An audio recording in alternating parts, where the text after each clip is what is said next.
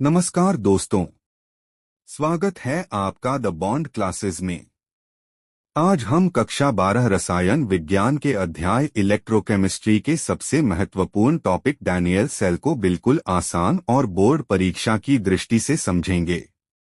इस वीडियो में हम जानेंगे कि डैनियल सेल क्या होता है, इसका निर्माण कैसे किया जाता है, यह कार्य कैसे करता है, ऑक्सीडेशन और रिडक्शन कहाँ होती हैं, सॉल्ट ब्रिज का क्या कार्य है और बोर्ड एग्जाम में पूछे जाने वाले सभी महत्वपूर्ण प्रश्न। अगर आप इस वीडियो को अंत तक देखेंगे तो डैनियल सेल का पूरा अध्याय आपके लिए बहुत आसान हो जाएगा। तो चलिए बिना समय बर्बाद किए शुरू करते हैं। स्लाइड 2। डैनियल सेल क्या है? सबसे पहले समझते हैं कि डैनियल सेल क्या होता है। डैनियल सेल एक गैल्वेनिक सेल, जिसे वोल्टेक सेल भी कहा जाता है। यह ऐसा विद्युत रासायनिक सेल है जो रासायनिक ऊर्जा को विद्युत ऊर्जा में परिवर्तित करता है। जब इस सेल के अंदर स्वतः होने वाली रिडॉक्स अभिक्रिया होती है, तब इलेक्ट्रॉन का प्रवाह शुरू होता है और विद्युत धारा उत्पन्न होती है। इस सेल का आविष्कार जॉन फ्रेडरिक डैनियल ने वर्ष 1836 में किया था। इसमें दो इलेक्ट्रोड होते हैं, जिंक इलेक्ट्रोड और कॉपर इलेक्ट्रोड। याद रखिए, गैल्वेनिक सेल और वोल्टेक सेल एक ही प्रकार के सेल हैं। अब देखते हैं कि डैनियल सेल का निर्माण कैसे किया जाता है। सबसे पहले दो अलग अलग बीकर लिए जाते हैं। पहले बीकर में जिंक रॉड को जिंक सल्फेट यानी ZnSO के घोल में रखा जाता है। दूसरे बीकर में कॉपर रॉड को कॉपर सल्फेट यानी CuSO के घोल में रखा जाता है। इसके बाद दोनों बीकरों को सॉल्ट ब्रिज द्वारा जोड़ा जाता है। फिर दोनों इलेक्ट्रोड को बाहरी तार और वोल्टमीटर से जोड़ दिया जाता है। अब डैनियल सेल विद्युत उत्पन्न करने के लिए तैयार हो जाता है।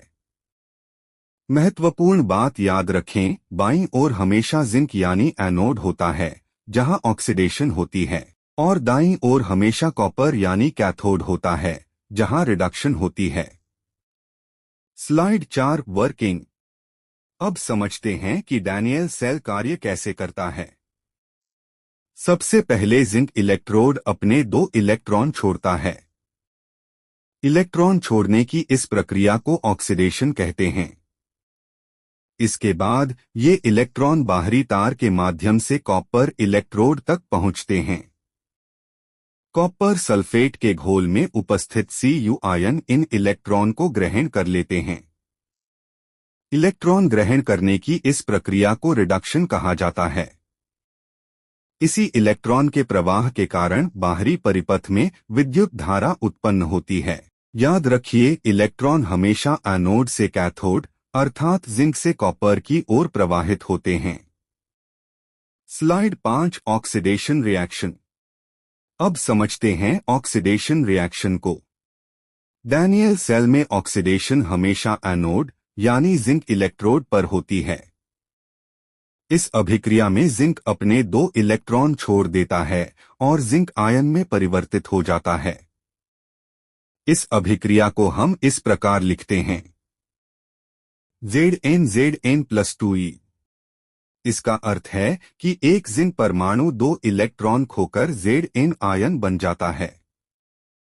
यही इलेक्ट्रॉन आगे कॉपर इलेक्ट्रोड तक पहुंचते हैं और वहां रिडक्शन की प्रक्रिया में भाग लेते हैं।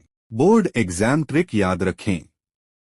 ऑक्सीडेशन का अर्थ है इलेक्ट्रॉन का निकलना अर्थात लॉस ऑफ इलेक्ट्रॉन, और ऑक्सीडेशन हमेशा एनोड पर होती है। अब समझते हैं रिडक्शन रिएक्शन को।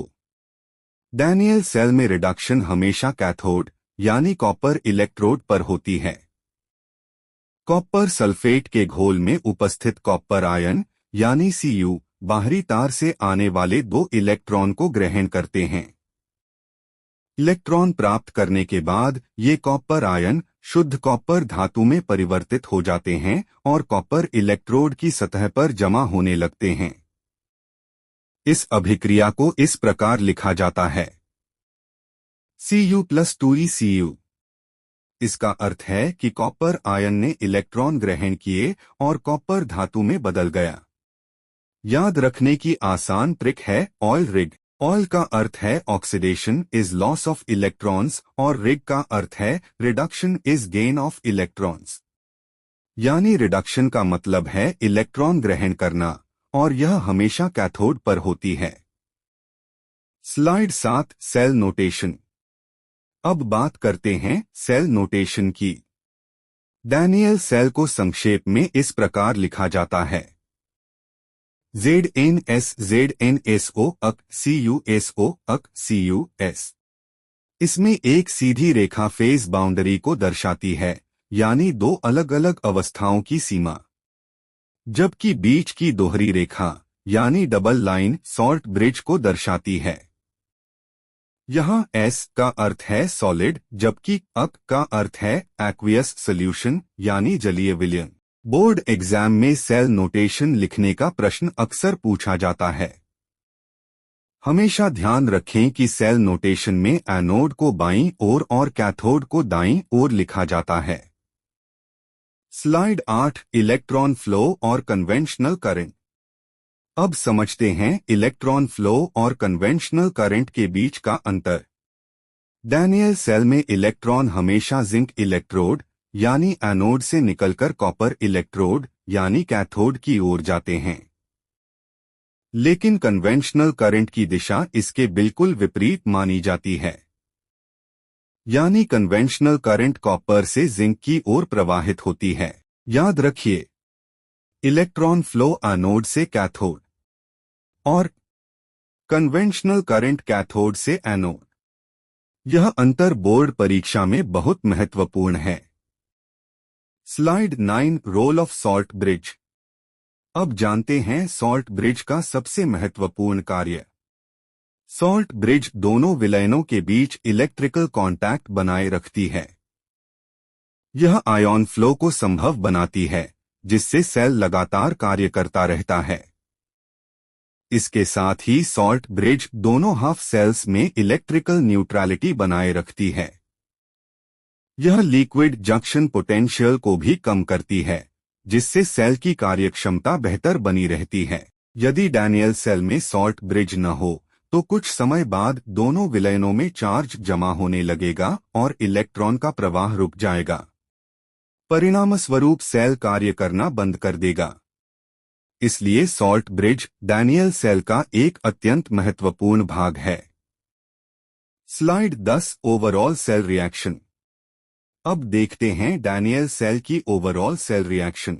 एनोड पर होने वाली ऑक्सीडेशन रिएक्शन है Zn+2e और कैथोड पर होने वाली रिडक्शन रिएक्शन है Cu+2eCu। जब हम इन दोनों अभिक्रियाओं को जोड़ते हैं तब हमें डैनियल सेल की ओवरऑल रिएक्शन प्राप्त होती है Zn+Cu Zn+Cu। यह एक स्पॉन्टेनियस रिडॉक्स रिएक्शन है, अर्थात यह अभिक्रिया स्वयं होती है और इसी के कारण सेल में विद्युत ऊर्जा उत्पन्न होती है। याद रखें, डैनियल सेल का स्टैंडर्ड सेल पोटेंशियल यानी कि सेल +1.10 वोल्ट होता है। अब समझते हैं डैनियल सेल की EMF यानी इलेक्ट्रोमोटिव फोर्स। EMF का अर्थ है सेल द्वारा उत्पन्न अधिकतम पोटेंशियल डिफरेंस। इसे निम्न सूत्र से निकाला जाता है E cell E cathode E anode. Daniell cell में कॉपर का स्टैंडर्ड रिडक्शन पोटेंशियल +0.34 वोल्ट होता है, जबकि जिंक का स्टैंडर्ड रिडक्शन पोटेंशियल 0.76 वोल्ट होता है। इसलिए E सेल 0.34 0.76 +1.10 वोल्ट यानी डैनियल सेल का स्टैंडर्ड EMF +1.10 वोल्ट होता है। याद रखें, यदि ई सेल धनात्मक पॉजिटिव हो तो अभिक्रिया स्पॉन्टेनियस अर्थात स्वयं होने वाली होती है। Slide 12 applications of Daniell cell. अब जानते हैं डैनियल सेल के प्रमुख उपयोग।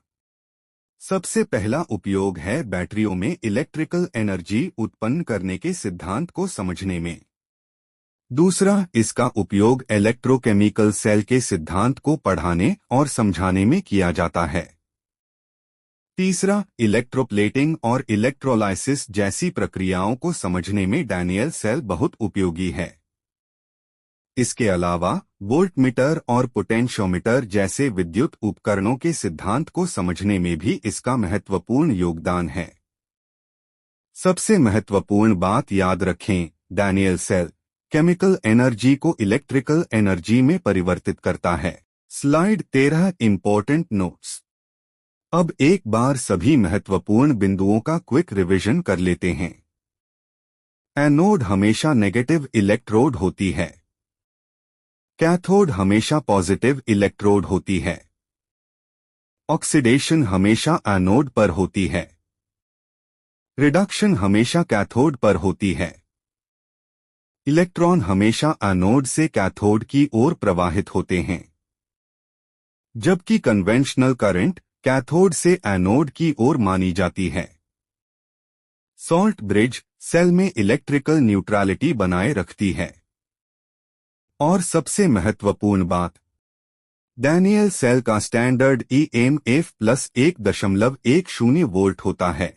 यदि ये सभी बिंदु आपको याद हैं, तो बोर्ड परीक्षा में डैनियल सेल से जुड़े अधिकांश प्रश्न आसानी से हल हो जाएंगे।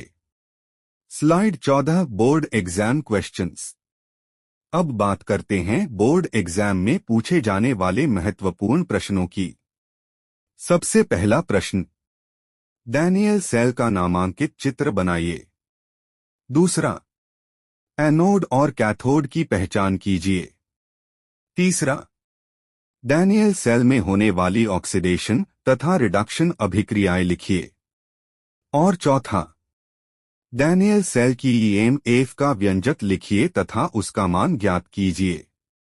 ये प्रश्न लगभग हर वर्ष बोर्ड परीक्षा में पूछे जाते हैं, इसलिए इनकी अच्छी तरह प्रैक्टिस अवश्य करें। Slide 15 summary.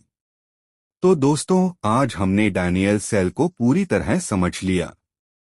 हमने जाना कि डैनियल सेल एक गैल्वेनिक सेल है जो केमिकल एनर्जी को इलेक्ट्रिकल एनर्जी में परिवर्तित करता है।